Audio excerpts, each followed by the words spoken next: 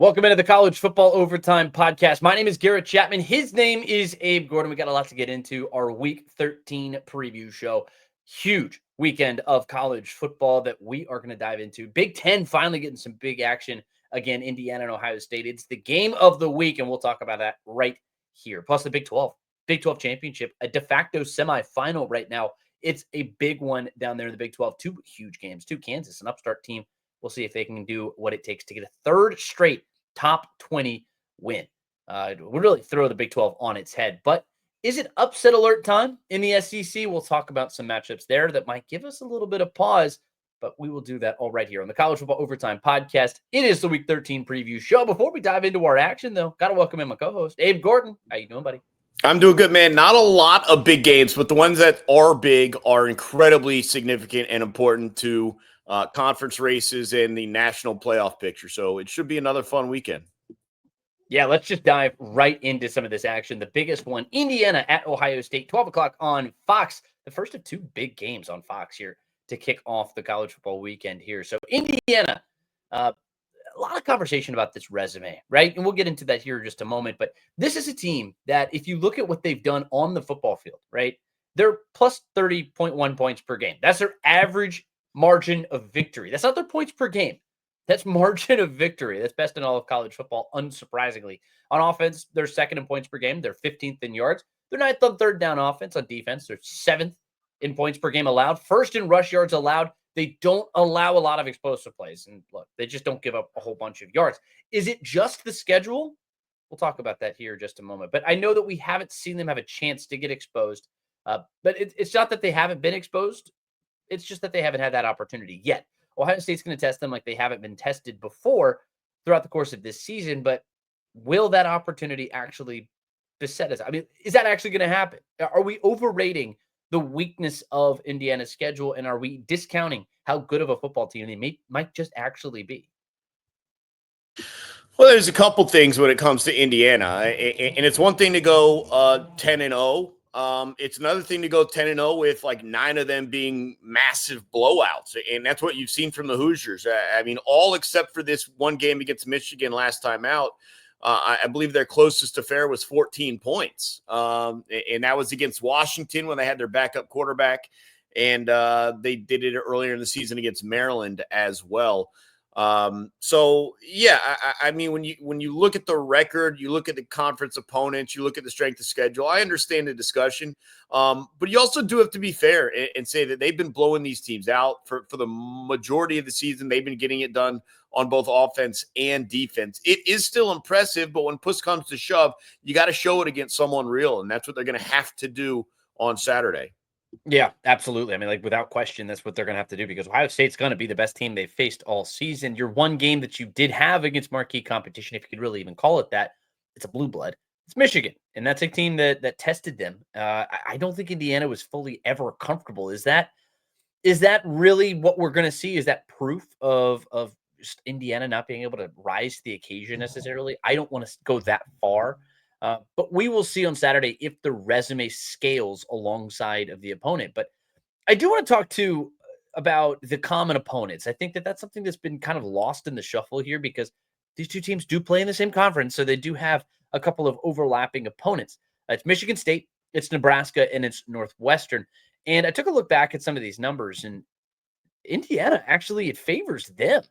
I understand the transitive property does not really work in college football. It doesn't really work in sports in general, but for the sake of argument, let's just say this. So Michigan State, Indiana beat them by 37 points, Ohio State 31. Two good scores. Northwestern, Ohio State actually outscored them 24 points. Indiana, just 17 points, right? And then the last one, it's Nebraska. I mean, Indiana dropped a 0.5 on them. Of course, there's game flow. There's everything else that happens. But then Nebraska and Ohio State, the Buckeyes struggled in that game. They won that game by just 4 points. Again, transitive property doesn't exist. It's just, I think we're overrating a little bit of the schedule a little bit. You know, I think Indiana's just a good football team. And I think that's okay. We can have that discussion. But the fact that a lot of people are talking about this game for Indiana specifically, saying that if it's a loss, that's the end of the road. Now, if they get blown out, there's a different discussion there just because the resume doesn't really stack up and it's still a Big Ten team that would be losing one game in conference play. Generally speaking, that's going to be enough to get through to a 10 or 12 team playoff. Uh, I'd be hard pressed to believe that the Big Ten is going to allow that to happen. But, ultimately, this is a weak schedule. And I think that Indiana's just a good football team. They'll make it in on their own merits. But honestly, if we look at this team and just say in a vacuum, they have a really good shot at Ohio State. And what's that path to victory? I think it's slowing down this Ohio State rushing attack, which admittedly has not been as good as we thought it was going to be coming into the season. I thought that this was going to lead the country in rushing. I thought they were going to be an elite unit. I mean, you have Travion Henderson and Quinshon Judkins and Will Howard out of the backfield. That is a group, just talent alone, that I thought was going to be enough to carry the day. And this is an elite rush defense for Indiana. I understand you haven't played a lot of really good offenses yet. In fact, if you look at the 7 Big Ten opponents that they faced, all of them are in the 70s or below. In fact, 6 of them are in the 90s or below in terms of rushing offense. So we might be looking at some inflated numbers. And then you add in the fact that you have that margin of victory, which is just unbelievably large, 30 plus points per game. Then you're talking about a game where you're not going to be running the football all that much. So in a tight contest, what are they able to do? They did a good job against Michigan, all things considered. But this is also another unit in Ohio State that's going to want to establish the run early on in this game. If Indiana can establish and set that tone early, then I think they got a really good shot because if it's Curtis Rourke versus Will Howard and out just throwing the ball to win, I tend to favor Indiana in that matchup. That's kind of hard pressed to get it into that situation, but that seems to be their path to victory. What do you say? Well, the other question is, what does Ohio State look like on the offensive line? They're at their third string left tackle now after a number of injuries. They're having to replace Seth McLaughlin, their starting center, who just went down this week in practice. And so they're dealing with a couple of unknowns on the offensive line. Can they establish a run game with those moving pieces? McLaughlin was probably a heavy portion of calling out the blocking scheme, stuff like that for the offensive line. So are there gaps and misses and mistakes that let Indiana take advantage? I agree with you. I think that's going to be the big matchup. Does these kind of, and look, there's a lot of 4 stars, a lot of 5 stars on the offensive line for Ohio State. Don't get it wrong, or don't let me mislead what I'm saying here. But there's still a lot of unfamiliarity with each other, and do things get missed? If they do, Indiana certainly needs to take advantage. And then Indiana offensively needs to stay balanced. I think that's what's important for them. Curtis Rourke, yes, needs to throw the ball, but Ellison needs to be running the ball a little bit as well. You don't want it to turn into a shootout necessarily because of quite frankly, the skill and playmakers that Ohio State has, especially on the outside. So it's definitely something to keep an eye on. I think Indiana wants to keep this game close and let pressure build on Ohio State. You're not going to come back on them. If Ohio State gets out and gets feeling comfortable, I think you're in real trouble. Keep it tight. Put pressure on them and see if they start to crack or fold. I think in that Oregon game, you can kind of look at it and say, man, they really didn't hold up under that pressure at the end of the game.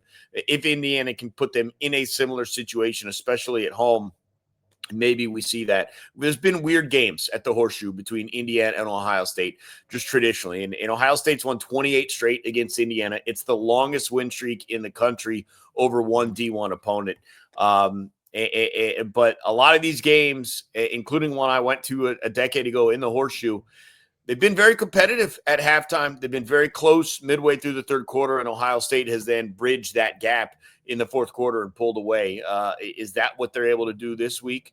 Or can Indiana keep the pressure on them the whole way through? It's going to be interesting to find out.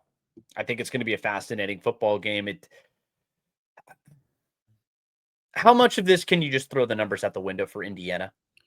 I mean, you know me and like how I feel about numbers in previous eras and what like. No, not eras. I'm talking this season.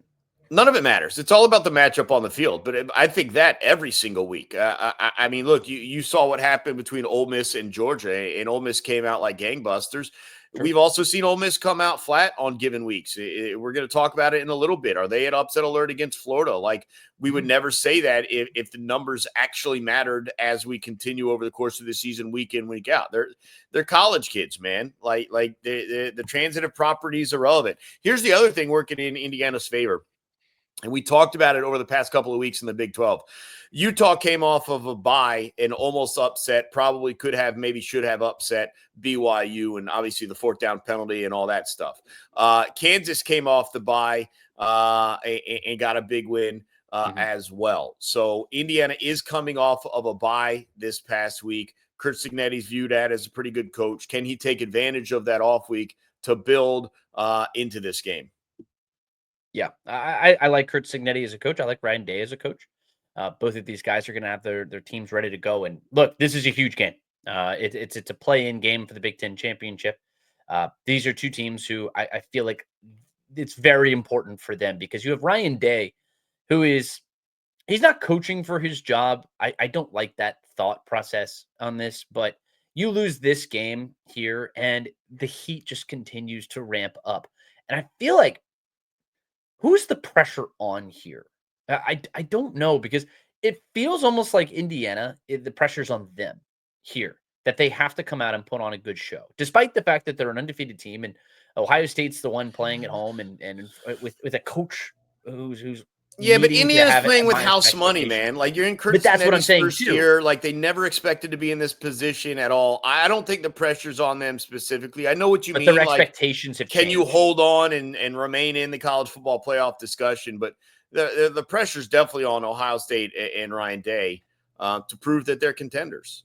Yeah, but here's the thing. It's like a program like Indiana, it's a lightning in a bottle situation. They have to take advantage of it while they have it, right? There's no guarantee whatsoever that this is going to be something that carries year to year, right? Just looking at history, looking at Indiana, and obviously it means nothing because next year hasn't happened yet. But I just feel like the mentality of a fan base who's not used to winning, much less winning at any consistent or high level or mediocre level. They're one of the losingest programs in the history of college football. And now they're sitting here on the doorstep of a college football playoff berth and a potential Big Ten championship game berth. I feel like the pressure's there. That's where the pressure is. Ohio State's been here. They've done that. It's just commonplace for them. It feels like. Maybe that's just my view as an Yeah, outsider. again, I don't think the fact that Indiana hadn't won in 40 years matters in this one year timeline. I mean, you're not really thinking about will we be back again next year. Like that's not the process. Like the process to me is Ohio State is big favorites. They're at home and they need to find their way into the Big Ten title game to get revenge. And if they don't, I think you are talking about what you've been talking about in regards to Ryan Day. Yeah, and again, I'm not lobbying for the dismissal of Ryan Day. It's just been a talking point for the last, year and a half or so since they have struggled with Michigan. But let's move on to the Big Ten. That's the big game of the weekend there in the Big Ten Conference. Let's move down to the Big 12, where I feel like this is the biggest weekend of the year. And I'm going to start here. I said I was going to go with Colorado first, but I just feel like BYU and Arizona State is the primetime matchup here, Abe. And it's because it's a semifinal. I mean, these are two of the most improved teams in all of college football. BYU, they were 5-7 last year. Now they're 9-1, top 15 team in America. Arizona State, they're 3-9. Now Dillingham's there, and they're 8-2. I mean, you have the very realistic shot of that team being 9-1 if the quarterback Sam Levitt is healthy for all 10 games this season. But that's a moot point. You're still here, and you have a chance to play for a Big 12 championship and get yourself potentially into the college football playoff. And look, the Big 12 needs strong performances at this point. BYU has started to scuffle. They spread it around a lot on offense, but they've definitely slowed down. This is a group that scored 30 plus points in their first 7 games, but their last 2 have been lackluster to say the very least. You should have lost to Utah. You scored 22 in that game. You score 17 in kind of a dreadful game against Kansas. Your offense just can't get it going. It's just there's no takeover guy. There's no one dude. You spread it around, and that's good. But in the situation where you need to get a spark, right? You see it in basketball a lot, and again, team-to-team sport comparison, whatever. You need one dude who's able to get hot, and you can just give him the rock, right? And just see what he can do with it. BYU's not really that type of team. They do force a lot of turnovers on defense, and it helps them. But the short fields only get you so far.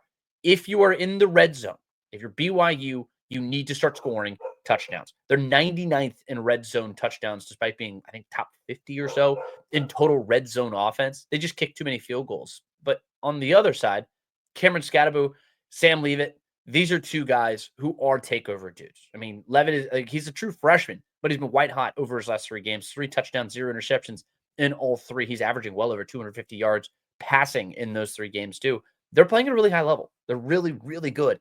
And it's a de facto semifinal for the Big 12 championship game.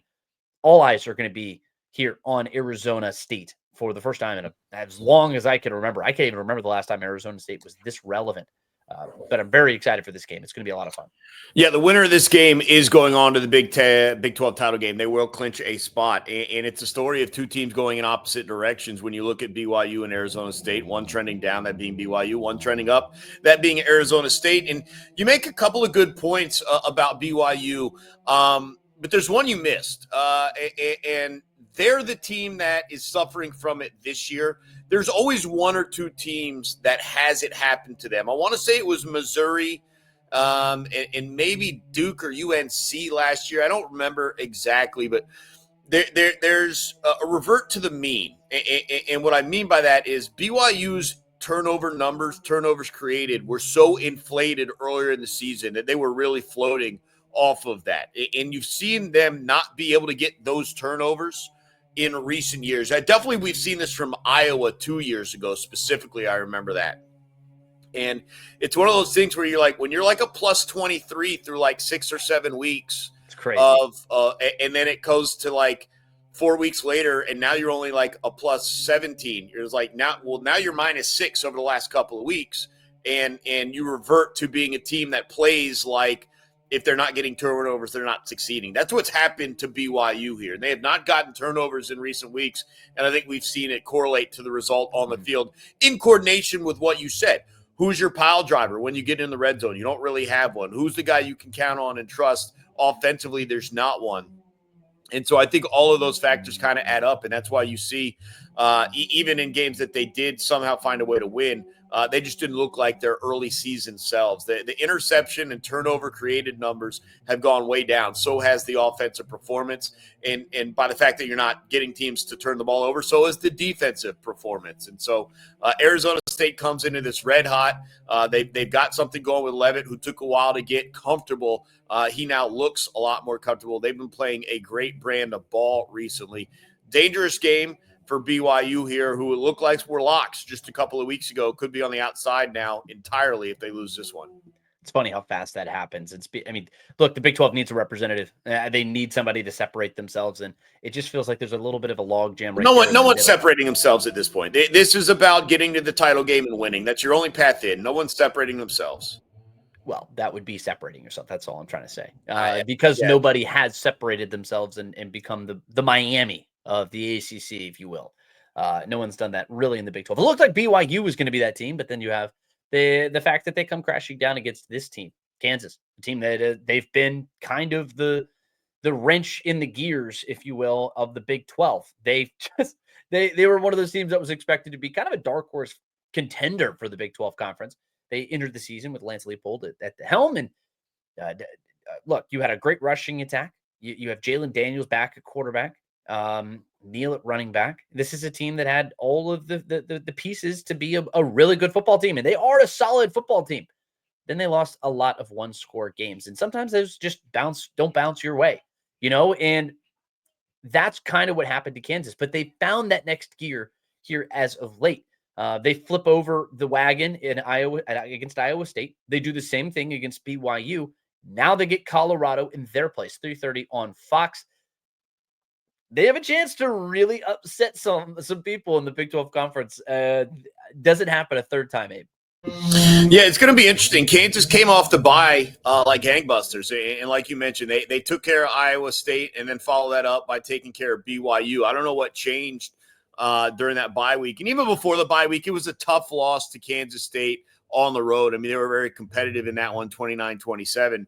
But yeah, they have absolutely come out of the bye week like a different team, and really not like a different team, like the team we expected them to be. Yes. And I think it was more how they had a 5-game losing streak, lost 6 to 7 in the middle portion, early middle portion of the season. That was more of a surprise than the fact that we saw them be able to play with the likes of Iowa State and BYU.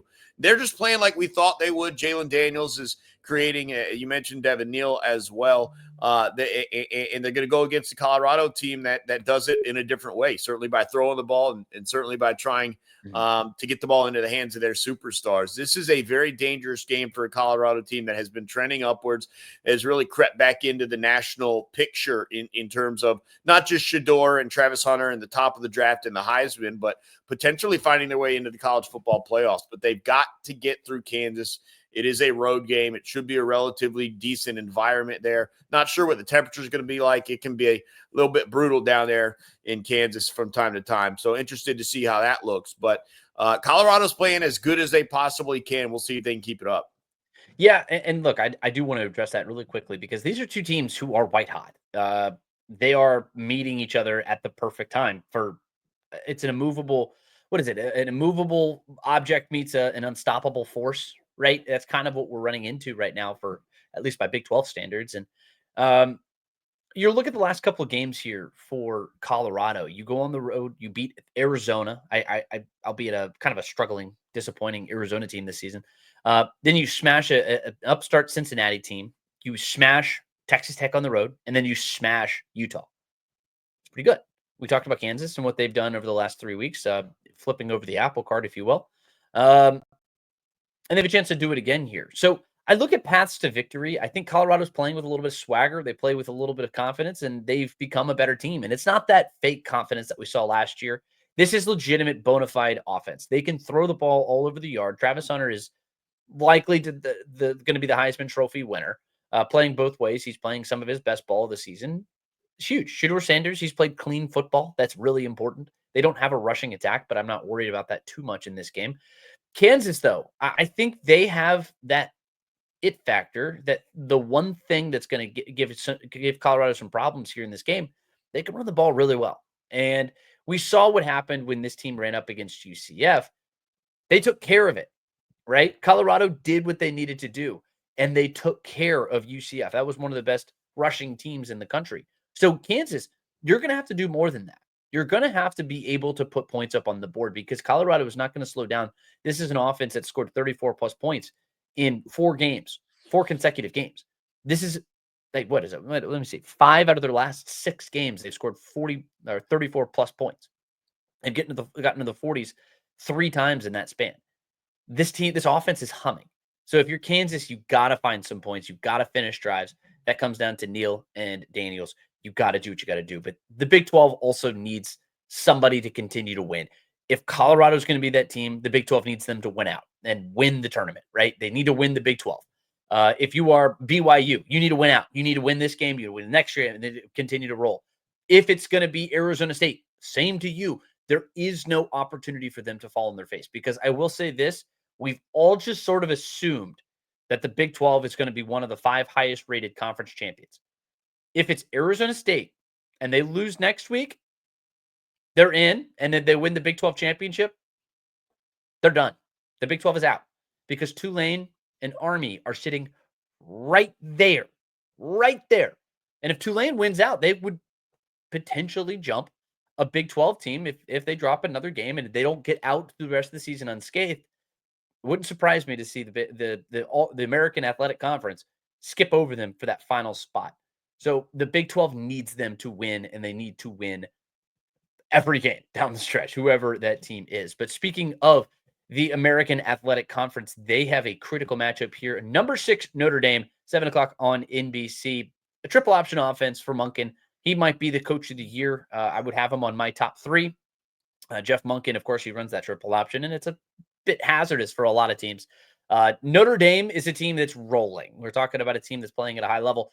That is the Fighting Irish. Admittedly, they have not really played a reasonable football team likely since they played Louisville. This is not a team that's played a lot of good football teams, but you know what you do in the face of that? You win, and you win definitively, and that's what they've done really well. Abe, is this the kind of game where you see Notre Dame just continuing to roll? Yeah, and it's partially about Notre Dame and it's partially about Army. I mean, Army is a team that had their offense rolling. They were in the 40s and above for the majority of this season.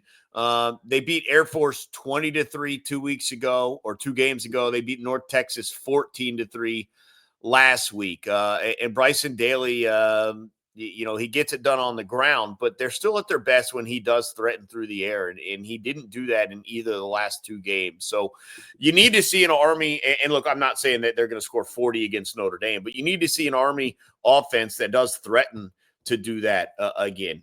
And then there's just a luck factor. They need to get a little bit lucky, maybe with a weird bounce or a bad turnover, something like that, to compete with Notre Dame. And I know you're going to bring it up at some point. I'm going to beat you to it. I'm not going to let you have this one. Time of possession, ball control. Army has got to limit the amount of times that Notre Dame touches this ball. We saw them do like a 20-play, 12.5-minute drive or whatever it was a couple of weeks ago. If they can do 2 or 3 of those and keep the ball in their possession and keep Notre Dame off the scoreboard, they give themselves a chance to make a play down the stretch. But Bryson Daly has got to be able to beat you with his arm. It's not just his legs. I don't think they're going to be able to beat Notre Dame if that's what he can provide. And so it's going to be a tall task for Army on the road. But again, at least it's a game. At least there's some juice to it, and we'll see what happens. Yeah, and can we also talk about the fact that Notre Dame has not played a true road game since September 14th when they went to, let me check my notes, Purdue.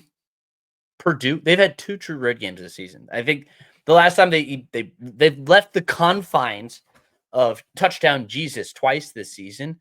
That's when they played Navy, a team that they just beat the brakes off of. I can't even remember where they were. MetLife maybe or something. I don't even remember where they were. Maybe they're in DC or something. Don't remember exactly, but then you have you don't go to Bobby Dodd to play Georgia Tech without Haynes King. Instead, you play him at Mercedes-Benz Stadium. So this is a team that has not really gone to true road environments at all this season. You're not going to have that happen here in this one. It's not going to be until next week when you take on USC in the final game of the season. Admittedly, a USC team that's effectively given up on its season at this point. So I just don't think Notre Dame's been tested really at all this season. I don't know who Notre Dame is. I like Riley Leonard. I like this team. I like this coaching staff. I think they're a good football team, and I think they deserve a shot in the top 12. But if Notre Dame just looks kind of sluggish in this one, even if they win, I understand you're playing a triple option offense, and that's going to cause a lot of problems for anybody who's unfamiliar with a triple option offense. A lot of cut blocking, a lot of up back, a lot of misdirection, a lot of things that are happening all at once. It causes a lot of problems for defenses who are not used to seeing it. If it's the first time you've seen it, it may or may not, it might pop. And if Notre Dame wins ugly, even if they win ugly, I could see them dropping a little bit in these standings here. I think for seeding purposes, it's more important because they're in, unless they lose. Yeah, okay. I just wanted you to clarify. Yeah, if they lose, it's over. Well, if they lose, they're out. If they win, they're still in. The seeding might change, but they're still in. I'm just talking for seeding because I think Notre Dame's the type of team that needs to play at home. They're not going to be able to go and handle road games. I just don't. You did it against Texas A&M, but that was also forever ago. That was the first game of the season, and teams are completely different from week 1, or at least I would hope so. In the college football playoff, when he gets there, you don't want to be one of those road teams. Those venues are going to be at a fever pitch. I'm really excited to see that, and I know Notre Dame is not excited to see that if they are that road team. So Notre Dame is a team who I feel like needs to win definitively, and I expect them to win definitively just because you have that talent gap. It's pretty decisively in the favor of the Notre Dame Fighting Irish, but triple option teams, don't count them out. If they can stay in this game, they can keep it ugly. If they can just muck it up a little bit, if they mess things up and get Notre Dame out of rhythm, but Notre Dame should just be able to lean on Army, and they should do pretty much what they've done here over the last couple of weeks, going back to that game against Louisville. Stanford, they were clearly better than Georgia Tech. They were clearly better than Navy. They were clearly better than Florida State, Virginia, same thing. Just lean on them. They're not going to make you do too much. And if you force Army to throw, downside of being a triple option team, that's when you start running into a lot of trouble because they don't want to throw the ball down the field very much. All right. Let's move into the SEC. A couple quick hitters here. I just want to gauge your interest in terms of upset appeal because I just have a feeling, I know I've heard this a few times throughout the course of the week, that the SEC may or may not see a couple of teams lose. Like some of these top teams, we talk about how much congestion there is in the middle of that SEC right there in that second spot as we get closer and closer to an SEC championship game. So I'm going to start right here. Ole Miss at Florida. What is your upset meter sitting at for Ole Miss, Abe? Moderately high, if we're going to be honest. And look, I don't think Florida can step out onto a field with an Ole Miss team that's interested and is playing well, right? Like Ole Miss will roll in that game. We've seen that Ole Miss team before, but we have from week to week seen an Ole Miss team that maybe is a little removed, not that interested. And Florida is juiced up, man. Their defense is going to play well. DJ Lagway is going to hit on some big plays. And if Jackson Dart isn't on point, we've seen Jackson Dart turn the ball over here and there, not a ton, but here and there. If they take Florida lightly, I think it can become a game. But if they're juiced up, if Ole Miss is focused and ready to go, they're going to handle business. Yeah, I think this is just a game that DJ Lagway needs to come in and just be Superman. They can't afford a letdown right here because a 3-loss SEC team, with the amount of congestion that exists, unless that third loss is in the title game, of course. You say that.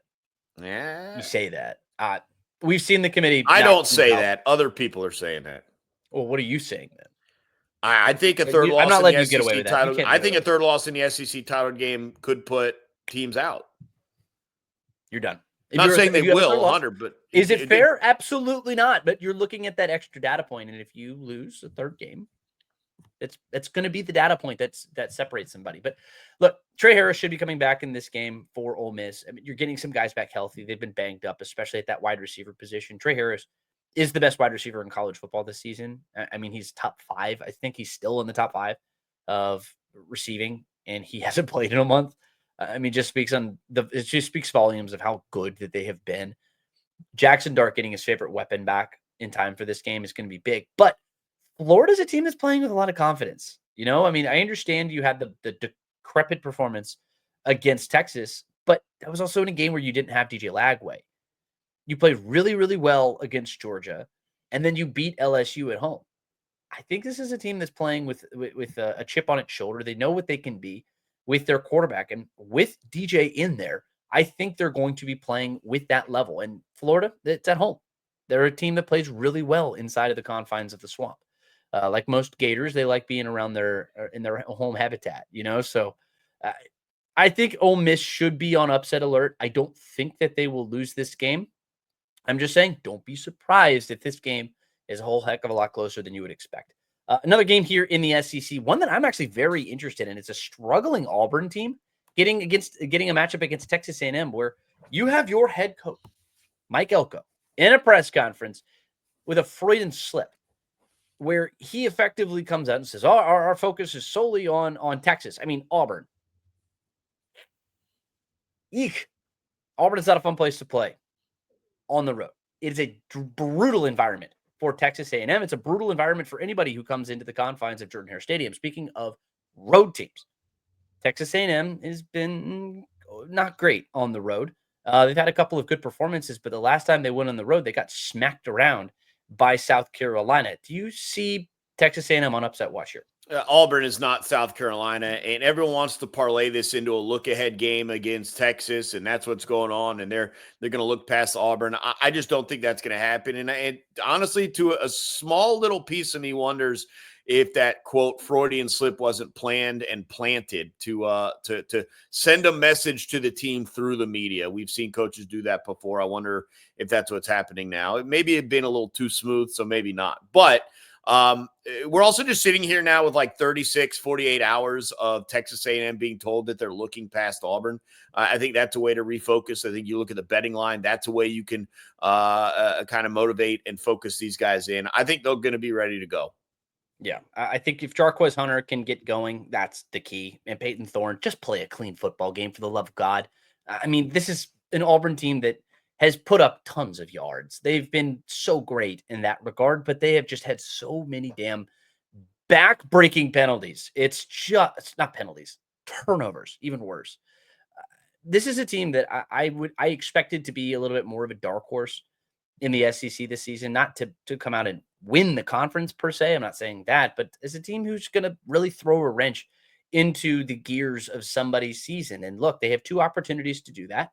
You need 2 wins to get to bowl eligibility in Hugh Freeze's second season, where you had a lot of expectations coming in.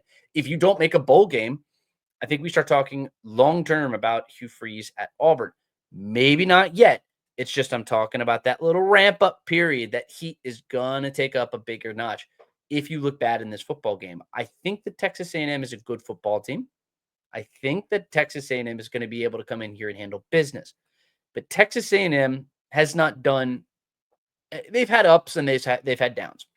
You had the performances against South Carolina, the performance against Notre Dame. You've had the performance against Bowling Green, against Florida. I mean, you've had some games where you just haven't really looked all that good. You flip around, and then you play Missouri and you blow them out. You play LSU and you blow them out in the second half. I've seen just too many ups and downs for Texas A&M for me to feel completely comfortable with them coming on the road and playing at Auburn, an Auburn team that has their backs against the wall and needs as many good performances as they can. So they need a win. They want to get to a bowl game. I just think that Texas A&M has a lot to be worried about, especially a team that needs to make and win a conference championship, in my opinion, to make it into the college football playoff. They're 8-2 right now, but I think they're on the outside looking in if the season were to end today. The last one in the SEC, Alabama at Oklahoma. Just upset meter. Oklahoma is a more struggling team. Alabama seems to be playing some more of their better football here as of late. That game against LSU was a de facto check in the mark of what Alabama can do on the road. Do you see that again happening in Norman, Oklahoma? Yeah, upset meter is very, very low, especially if Jalen Milroe is going to run the ball and play the way he did against LSU. It's almost at zero. But even without that, Oklahoma's offense just doesn't scare you against Alabama. And so I don't know, even with an average Jalen Milroe, much less a superstar Jalen Milroe, if they could win this game. So very low upset meter.